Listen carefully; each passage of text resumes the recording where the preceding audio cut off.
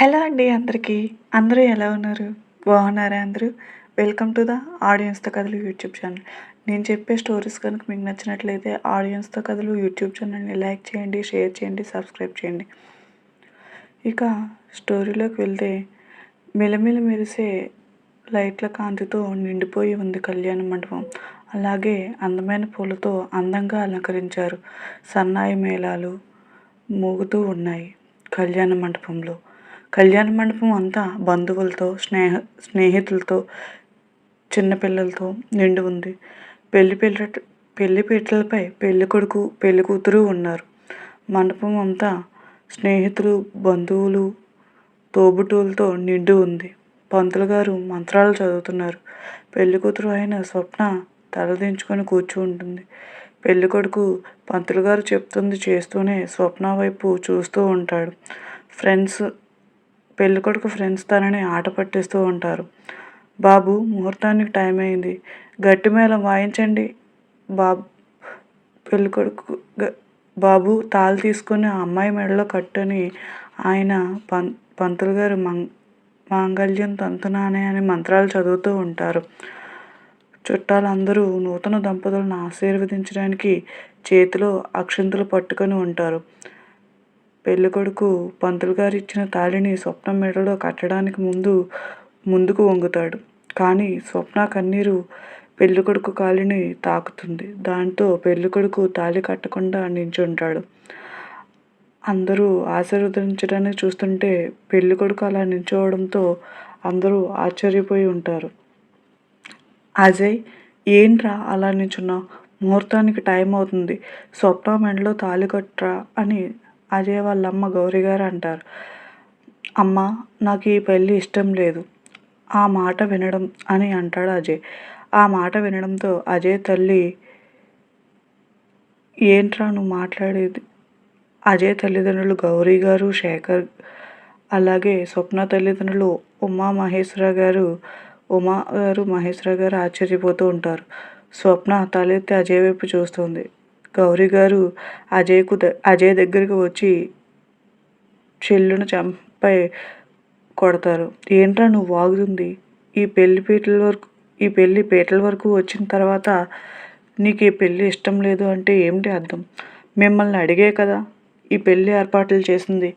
ఇప్పుడు నువ్వు ఈ పెళ్ళి ఇష్టం లేదంటే దాని పరిస్థితి ఏంట్రా? అంతలో మహేశ్వరరావు గారు వచ్చి, నువ్వు ఆగు చెల్లెమ్మ. అజయ్, ఏంట్రా ఇది? స్వప్న అంటే నీకు ఇష్టమే కదరా. ఈ పెళ్ళి కూడా మీకు ఇష్టం అంటేనే కదా ఏర్పాటు చేసాం. అయినా ఇది ఇప్పుడు అనుకున్నది కాదు కదా. మీ చిన్నప్పటి నుంచి స్వప్న పుట్టగానే తను నీ భార్య అని, నువ్వే తన భర్త అని అనుకున్నది. మరి ఇప్పుడు ఏమైందిరా అని అంటారు మహేశ్వరరావు గారు.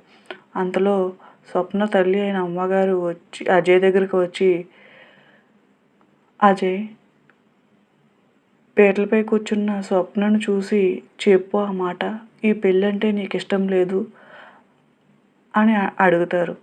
వాడిని ఏంట వదిన అడిగేది?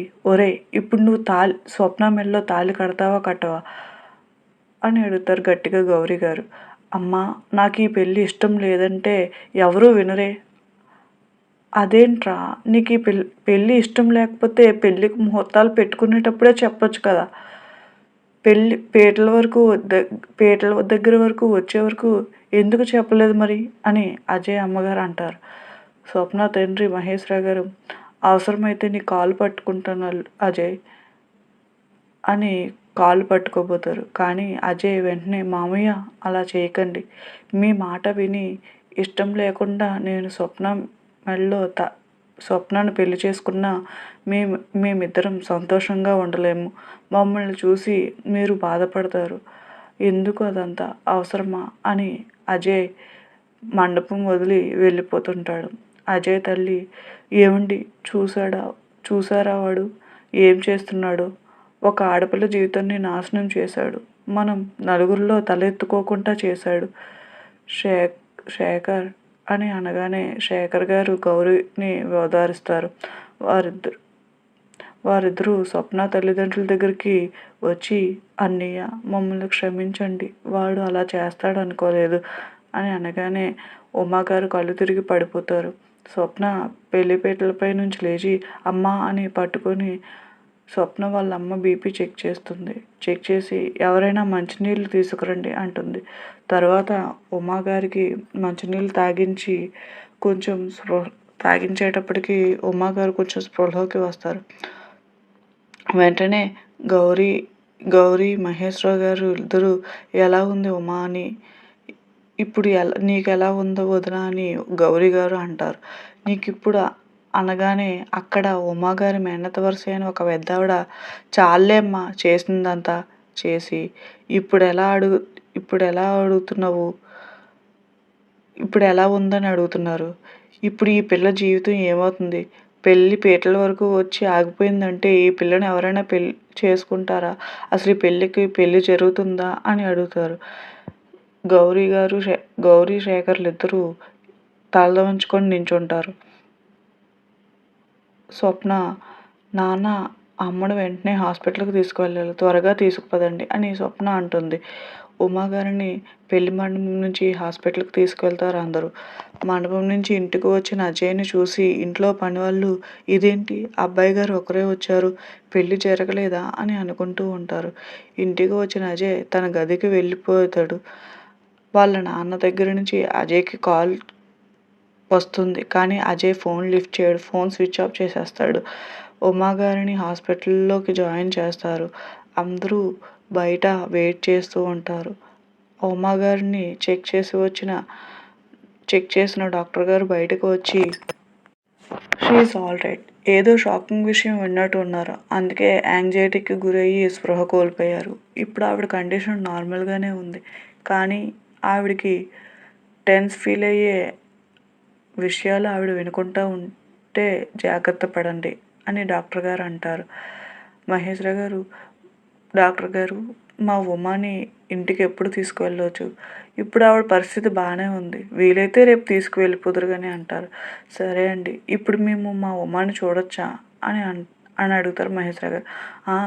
వెళ్ళండి చూడండి అని అనగానే అందరూ ఉమాగారిని చూడడానికి వెళ్తారు. గౌరీ గారు కూడా ఉమాగారిని చూడడానికి వెళ్ళబోతారు. కానీ శేఖర్ గారు గౌరీ గారు చేయి పట్టుకుని ఆపుతారు. దాంతో గౌరీ గారు గది బయట నుంచే ఉమాగారిని చూస్తారు. స్పృహలోకి వచ్చిన ఉమా పెళ్లి కూతురు బట్టల్లో ఉన్న తన కూతురుని చూసి కళ్ళ వెంట కన్నీళ్లు కారుస్తారు. అది చూసిన మహేశ్వర గారు, వద్దు ఉమా, నువ్వు మన అమ్మాయి గురించి బాధపడకు, తనకు మనం ఉన్నాం కదా, నువ్వు రెస్ట్ తీసుకో అని అంటారు. తన అన్నా వదిన పరిస్థితికి తన కొడుకే కారణం కావడంతో గౌరీ శేఖర్ గారు ఇక అక్కడ ఉండలేక ఇంటికి వెళ్ళిపోతారు. ఇంటికి వచ్చిన వారిద్దరూ మౌనంగా ఉంటారు. అమ్మగారు అబ్బాయి గారి పెళ్ళి అని పని ఆవిడ అడగబోతుండగా, వాడు చెప్పలేదా, వాడికి ఈ పెళ్ళి ఇష్టం లేదంట, ఆ విషయం పెళ్లిపీటలపై చెప్పారు మీ అబ్బాయి గారు, ఇంతకీ వాడెక్కడా అని అడుగుతారు శేఖర్ గారు. అని గౌరీ గారు అనగానే ఇంతకీ వాడెక్కడా అని అడుగుతారు పనమ్మాయిని శేఖర్ గారు. అబ్బాయి గారు వచ్చి ఆయన గదిలోకి వెళ్ళి తలుపు వేసుకున్నారు అయ్యగారు, వచ్చిన దగ్గర నుంచి బయటికి రాలేదు. సరే అని చెప్పి వాళ్ళు కూడా వారి గదుల్లోకి వెళ్ళిపోతారు. అలా ఆ రోజు ఆ ఇల్లంతా నిశ్శబ్దంగా ఉంటుంది. గదిలో ఉన్న అజయ్ చిన్నప్పటి నుంచి తనకు స్వప్నకి మధ్యన జరిగినవన్నీ గుర్తు చేసుకుంటూ ఉంటాడు. తర్వాత రోజు ఉమాగారిని చెక్ చేయడానికి వచ్చిన డాక్టర్ గారిని స్వప్న డాక్టర్ని అడుగుతుంది. డాక్టర్ గారు, మా అమ్మని ఇంటికి తీసుకువెళ్ళిపోవచ్చా అని అడుగుతుంది. తీసుకువెళ్ళిపోవచ్చమ్మా అని చెప్పడంతో ఉమాగారిని ఇంటికి తీసుకువెళ్తారు. పెళ్ళి ఆగిందన్న మాటే కానీ స్వప్న ముఖంలో బాధ కానీ కన్నీరు కానీ ఏమాత్రం కనిపించదు. ఎలాంటి ఎమోషన్ చూపించడం లేదు స్వప్న. ఉమాగారిని తీసుకుని మహేశ్వరరావు గారు, స్వప్న మరియు వారి చిన్న కూతురైన కీర్తి అందరూ కూడా కారు ఎక్కి కూర్చుంటారు. అందరూ జరిగిన దాని గురించి ఆలోచిస్తూ ఉంటారు. ఇక గతంలోకి వెళ్తే గౌరీ గారు, మహేశ్వర గారు అన్నా చెల్లెళ్ళు. అలాగే గౌరీ గారికి ఒక్కడే కొడుకు అజయ్. మహేశ్వర గారికి ఇద్దరు కూతుర్లు. పెద్దమ్మాయి స్వప్న, చిన్నమ్మాయి కీర్తి. చిన్నమ్మాయి కీర్తి 10th క్లాస్ చదవడంతో కీర్తి చాలా హుషారుగా ఉంటుంది. అందరిలా కలిసిపోతుంది. ఇక పెద్దమ్మాయి స్వప్న డాక్టర్ అవ్వాలనేది తన లక్ష్యం. అలాగే ఎంబీబీఎస్ ఫైనల్ ఇయర్ చదువుతుంది. కీర్తి యాక్టివ్గా అందరితో కలిసిపోతుంది. తన మనస్తత్వం అందరితో కలివిడిగా మెలిగే మనస్తత్వం. అలాగే స్వప్నతో కూడా అందరితో కలిసిపోతుంది. కానీ పెద్దల మాటను గౌరవిస్తుంది. స్వప్న తన ఫీలింగ్స్ను తనలోనే దాచుకుంటుంది. పెద్దగా బయటకు చెప్పదు.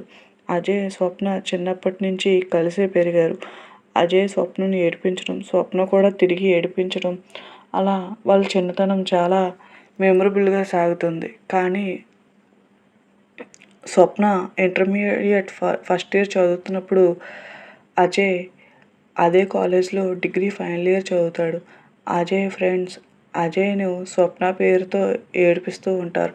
ఆ కాలేజ్ అంతా స్వప్న, అజయ్లు భావమర్దులన్న సంగతి అందరికీ తెలిసిన విషయమే. అలాగే స్వప్నను కూడా వాళ్ళ ఫ్రెండ్స్ అజయ్ పేరుతో ఏడిపిస్తూ ఉంటారు. వాళ్ళిద్దరికీ అది సరదాగానే ఉంటుంది. ఒకరోజు అజయ్ ఫ్రెండ్ అజయ్తో, ఒరేయ్ నీ మరదలతో ఎవడో క్లోజ్గా మాట్లాడుతున్నారా అని చెప్పగానే అజయ్ కోపంగా స్వప్న దగ్గరికి వస్తాడు. అప్పుడే స్వప్నను డౌట్స్ అడగడానికి స్వప్న దగ్గర కూర్చొని అడుగుతాడు తన క్లాస్మేట్స్. వాళ్ళు డౌట్స్ డిస్కస్ చేస్తుండగా అజయ్ వచ్చి స్వప్న పక్కన కూర్చున్న అబ్బాయిని లాగి కొడతాడు. బావా ఆగు, తను ఎందుకు కొడుతున్నావు అని స్వప్న ఎంత చెప్పినా అజయ్ వినిపించుకోడు. అబ్బాయిని బాగా కొడతాడు. ఒరేయ్ ఇప్పుడే చెబుతున్నా విను, స్వప్న నాకు కాబోయే భార్య అని అజయ్ అనగానే స్వప్న కూడా అజయ్ అన్న మాటలకు హ్యాపీగా ఫీల్ అవుతుంది. ప్రేమ అంటేనే తెలియని వయసు నుంచే ఇద్దరు ఒకరినొకరు ఇష్టపడతారు. స్వప్నతో ఇంకొకసారి మాట్లాడడం చూసాను చంపేస్తానని వార్నింగ్ ఇస్తాడు. స్వప్నకు అజయ్ అన్న ఆ మాటలకు మాత్రం కోపం వచ్చి, బావా ఏంటి తనని అలా కొట్టావు, చెప్తుంటే వినవా అని అనగానే, నేను విన్ను, నీతో ఎవరైనా క్లోజ్గా ఉంటే నేను ఇలాగే బిహేవ్ చేస్తానని అజయ్ అంటాడు. దాంతో స్వప్న ఐ హేట్ యూ బావా, ఐ హేట్ యూ అని చెప్పి స్వప్న ఏడ్చుకుంటూ వెళ్ళిపోతుంది. అలాగే అజయ్కి కూడా స్వప్న ఐ హేట్ యూ అని చెప్పడంతో తనకు కూడా కోపం వస్తుంది. అప్పటి నుంచి ఇద్దరు మాట్లాడుకోరు. ఇద్దరికి ఒకరంటే ఒకరికి ఇష్టం. అలాగే ఒకరంటే ఒకరికి ప్రాణం. కానీ మాట్లాడుకోరు. ఇంట్లో కూడా ఒకరినొకరు అవాయిడ్ చేసుకుంటూ ఉంటారు. అలా రోజులు గడుస్తూ ఉంటాయి. అజయ్ డిగ్రీ కంప్లీట్ చేసిన తర్వాత ఎంబీఏ చదవడానికి అమెరికా బయలుదేరుతాడు. ఒకరోజు అజయ్కు సెండ్ ఆఫ్ ఇవ్వడానికి మహేశ్వర గారి కుటుంబం కూడా ఎయిర్పోర్ట్కి వస్తుంది. అయితే అజయ్ దూరంగా వెళ్తున్నందుకు చాలా బాధగా ఉంటుంది స్వప్నకు. అజయ్కు కూడా స్వప్నకు దూరంగా వెళ్తున్నందుకు బాధగా ఉంటుంది. కానీ ఇద్దరూ బయటపడరు. ఫ్లైట్కి టైం అవడంతో అజయ్ అందరికీ బాయ్ చెప్తాడు. పెద్దవాళ్ళ దగ్గర ఆశీర్వాదం తీసుకుంటారు. స్వప్న అందరికీ చెప్తున్నాడు. కానీ నాకు అమెరికా వెళ్తున్నానని కనీసం చెప్పలేదు. నీతో మాట్లాడను బావా అని మనసులో అనుకుంటుంది. గౌరీ గారు అప్పుడు, అదేంట్రా స్వప్నకి బాయ్ చెప్పలేదు, తనకు కూడా చెప్పు అనగానే అజయ్ సైలెంట్గా స్వప్న వైపు చూస్తాడు. స్వప్న కూడా అజయ్ వైపు చూస్తూ ఉంటుంది. వాళ్ళిద్దరూ చూపులతోనే మాట్లాడుకుంటూ ఉంటారు. అజయ్ అమెరికా వెళ్ళిపోతాడు. 4 సంవత్సరాలు ఎలా గడిచిపోతాయో వారికే తెలియదు. ఈ 4 సంవత్సరాలు స్వప్న వాళ్ళ అత్త దగ్గర అజయ్ గురించి తెలుసుకుంటూ ఉంటుంది. అజయ్ కూడా స్వప్న ఏం చేస్తుందనే దాని గురించి ఉమా గారి ద్వారా తెలుసుకుంటూ ఉంటాడు. ఈ 4 సంవత్సరాల దూరంలో ఒకరంటే ఒకరికి ప్రాణంగా మారిపోయారు. ఒకరి ఫోటోలను ఒకరు చూస్తూ గడుపుతారు. అజయ్ అమెరికా నుంచి వచ్చిన తర్వాత ఒకరంటే ఒకరికి ప్రాణంగా మారిపోతారు. దాంతో గౌరీ గారు ఇదంతా గమనిస్తూనే ఉంటారు. గౌరీ గారు శేఖర్ గారితో మాట్లాడి ఒకరోజు అజయ్కి ఫోన్ చేసి, అజయ్, అమెరికా నుంచి వచ్చిన తర్వాత నీకు స్వప్నకి పెళ్లి చేద్దామనుకుంటున్నాం, ఏమంటావు? తను కోరుకుందే వాళ్ళ అమ్మ అడగడంతో నీ ఇష్టం అమ్మా, కానీ పెళ్ళికి స్వప్న ఒప్పుకుందా? అది నాకు వదిలేయరా, ముందు నువ్వు చెప్పు, నీకు ఇష్టమేనా? అయితే నీకు ఇష్టమైతే నువ్వు వెంటనే అమెరికా నుండి వచ్చే నెలలోనే మంచి ముహూర్తాలు ఉన్నాయి, ఆ నెలలోనే మీకు పెళ్లి జరిపిస్తాను అని అనగానే అజయ్ చాలా హ్యాపీగా ఫీల్ అవుతాడు. గౌరీ గారు, నేను వస్తానమ్మా, నాకు ఈ పెళ్ళి ఇష్టమే అని అజయ్ అంటాడు. గౌరీ గారు హ్యాపీగా ఇంకా మహేశ్వరరావు గారికి ఫోన్ చేసి, అన్నయ్య, స్వప్న అజయ్ల పెళ్ళి చేద్దాం అనుకున్నాం కదా, మీరేమంటారు? నేను అనడానికి ఏముంది, ఇది వాళ్ళు చిన్నప్పటి నుంచి అనుకున్న విషయమే కదా. అది కాదన్నయ్య, స్వప్నను కూడా ఒకసారి అడిగితే బాగుంటుంది, నీకు తెలుసు కదా చెల్లమ్మ, దానికి నేను ఎంత చెబితే అంత అని అంటారు మహేశ్వరరావు గారు. అయితే వచ్చే నెలలో పెళ్ళికి మంచి రోజులు ఉన్నాయన్నయ్య, పెళ్ళికి ముహూర్తాలు పెట్టేసుకుందామా అని అడుగుతారు. మరి అజయ్ రావాలి కదమ్మా, వాడిని ఒక మాట అడగాలి కదా, వాడు వారం రోజుల్లో వస్తాడన్నాడన్నయ్య, వాడికి పెళ్ళి ఇష్టమే అని అంటారు. ఇక అందరూ సంతోషంగా ఉంటారు. ఇక మాటలన్నీ ఒక 10 రోజుల్లో జరుగుతాయి. అజయ్ కూడా అమెరికా నుంచి వచ్చేస్తాడు. మహేశ్వర గారు స్వప్న దగ్గరికి వచ్చి, అజయ్ వాళ్ళు నిశ్చితాంబూలాలు మార్చుకోవడానికి వచ్చిన రోజు మహేశ్వర గారు స్వప్న దగ్గరికి వచ్చి, నీకు ఈ పెళ్ళి ఇష్టమేనా అమ్మా? మీ ఇష్టమే, నా ఇష్టం నాన్న అంటుంది స్వప్న. కానీ ఏంటమ్మా కానీ అంటున్నావు, నా ఎంబీబీఎస్ అవడానికి 6 నెలలు అవుతుంది, 6 నెలలు అవుతుంది నాన్న, అది కంప్లీట్ అయిన తర్వాత పెళ్ళి పెట్టుకుంటే బాగుంటుంది. 6 నెలలే కదా, పెళ్ళైన తర్వాత అయినా చదువుకోవచ్చు, 6 నెలలు ఎన్ని రోజులు ఇట్లే గడిచిపోతాయి, బావని నేను ఒప్పిస్తానులే, ఈ నెల దాటితే మరలా 1 సంవత్సరం రోజుల వరకు మంచి రోజులు లేవన్నారు, అందుకే తల్లి ఈ తొందర అని అంటారు మహేశ్వర గారు. సరేనన్న, మీ ఇష్టం అంటుంది స్వప్న. అజయ్ వాళ్ళు నిశ్చితాంబూలాలు మార్చుకోవడానికి ఇంటికి చేరుకుంటారు. ఈ 4 సంవత్సరాల్లో ఫోటోల్లోనూ వాళ్ళ అత్తతో మాట్లాడేటప్పుడు వీడియో కాల్లో చూడడం తప్పితే స్వప్నను చూసి చాలా రోజులు అవుతుండడంతో, నువ్వెక్కడున్నావు స్వప్న అని అనుకుంటూ అజయ్ అందరితోనూ కూర్చున్నా అజయ్ కళ్ళు మాత్రం స్వప్న గురించి వెతుకుతాయి. అప్పుడు స్వప్నను తీసుకొని ఉమాగారు వాళ్ళు వస్తారు. చీరలో స్వప్నను చూసిన అజయ్ సంతోషానికి హద్దులు లేవు. స్వప్న కూడా అజయ్ని చూస్తుంది. తను కూడా చాలా హ్యాపీగా ఫీల్ అవుతుంది. కానీ అజయ్తో మాట్లాడదు. నాకు అమెరికా వెళ్తున్నానని ఒక మాట కూడా చెప్పకుండా వెళ్ళిపోయావు, అందుకే నేను నీతో మాట్లాడను అని మనసులో అనుకుంటుంది. నీకే అంత ఉంటే నాకెంత ఉండాలి అని అంటూ అజయ్ కూడా మాట్లాడు. నిశ్చితాంబూలాలు మార్చుకుంటారు. అలాగే పెళ్ళికి ముందు జరిగే తంతులన్నీ బాగానే జరుగుతాయి. పెళ్ళి జరగడానికి ఒక 3 గంటలు ఉందనగా అజయ్ ఇక నేను ఉండలేను, స్వప్నను పెళ్లి కూతురుగా మండపంలోకి వెళ్ళేదానికంటే ముందే చూడాలి అని పెళ్లి కూతురు గదికి వస్తాడు. అప్పుడే స్వప్న తన ఫ్రెండ్తో మాట్లాడుతూ ఉంటుంది. ఏంటే సడన్గా పెళ్ళి అన్నీ అని అడుగుతుంది తన ఫ్రెండ్. అన్నీ అలా జరిగిపోయాయి, మా నాన్నకు చెప్పాను నేను పెళ్ళి చేసుకోనని, కానీ మా నాన్న వింటేగా, తర్వాత ముహూర్తాలు లేవు, 1 సంవత్సరం దాటిన తర్వాత వరకు మంచి ముహూర్తాలు లేవని, ఇప్పుడే ఈ పెళ్లి చేసుకోవాలని చెప్పాడు. ఆ మాటలు ఉన్న విజయ్ గుండె భారమవుతుంది. అంటే స్వప్నకు నన్ను పెళ్లి చేసుకోవడం ఇష్టం లేదా అని అపార్థం చేసుకుంటాడు అజయ్. తను నన్ను పెళ్లి చేసుకోవడానికి మావయ్య బలవంతం పెట్టాడా అని అనుకుంటూ తన గదికి వెళ్ళిపోతాడు.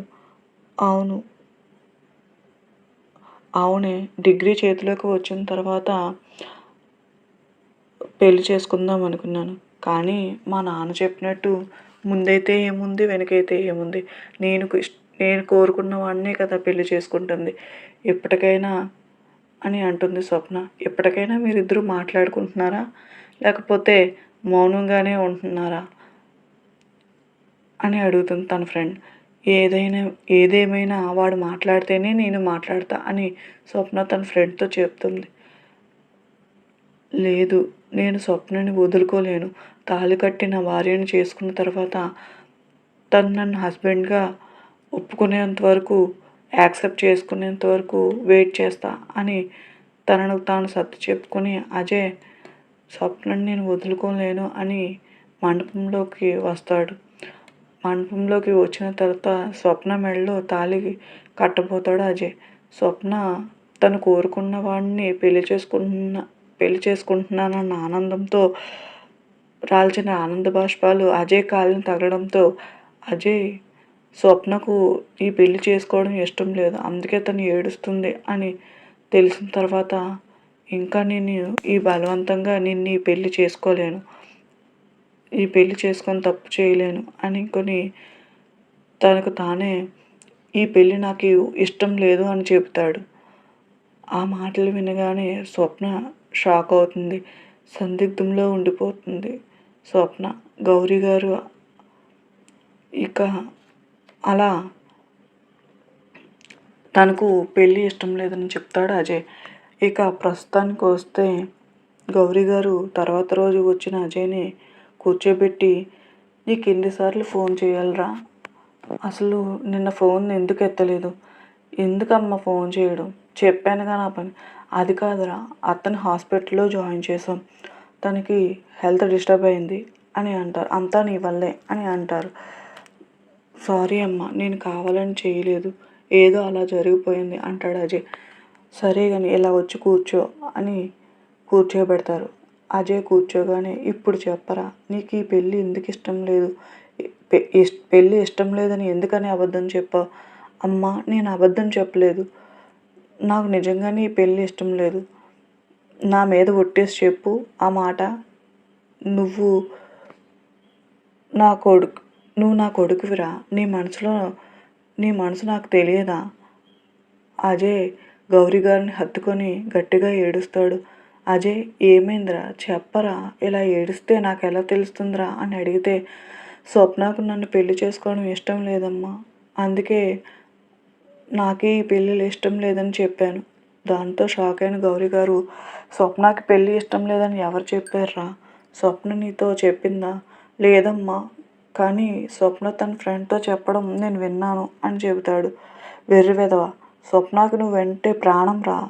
లేదు, నువ్వు అబద్ధం చెప్తున్నావు, నన్ను ఓదార్చడానికి అలా చెబుతున్నావు అంటాడు అజయ్.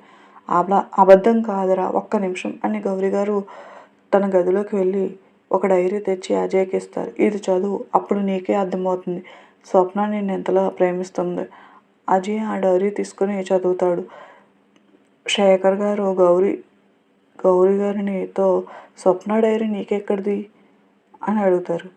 వీడు రాకముందు అది మన ఇంటి దగ్గరే కదా ఎక్కువ ఉండేది. అది లాస్ట్ టైం మన ఇంటికి వచ్చినప్పుడు దాని డైరీ ఇక్కడ మర్చిపోయి వెళ్ళిపోయింది అని గౌరీ గారు శేఖర్కి చెప్తారు. ఆ డైరీ స్వప్న అజయ్ని ఎంతలా ప్రేమిస్తుందో రాసుకుంటుంది.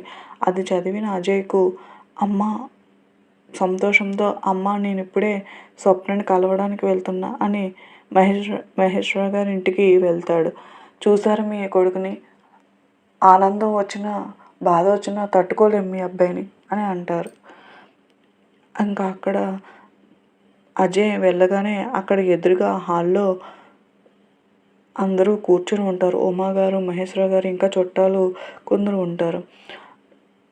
అజయ్ కూర్చున్న ఉమాగారి దగ్గరికి వెళ్ళి, సారీ అత్త, నా వల్లే ఇదంతా అంటాడు. మహేశ్వర గారు అయితే సైలెంట్గా ఉంటారు. అక్కడ ఉన్న మిగిలిన చుట్టాలు, ఏం బాబు, నిన్నే మా పిల్ల వద్దని, ఈ పెళ్ళి వద్దని వెళ్ళిపోయావు, మరి ఇప్పుడు ఎందుకు వచ్చావు అని అంటారు. అజయ్ ఏం మాట్లాడుకుంటా మహేశ్వర గారి దగ్గరికి వెళ్ళి, సారీ మావయ్య, స్వప్నకు నేనంటే ఇష్టం లేదనుకొని నాకు ఈ పెళ్ళి ఇష్టం లేదన్నాను, కానీ స్వప్న అంటే నాకు ప్రాణం మావయ్య, ప్లీజ్ మావయ్య నన్ను క్షమించండి అని నేను ఒకసారి స్వప్నతో మాట్లాడాలని మావయ్య ప్లీజ్ అని చాలాసేపు బతిమలాడతారు మహేశ్వర గారిని.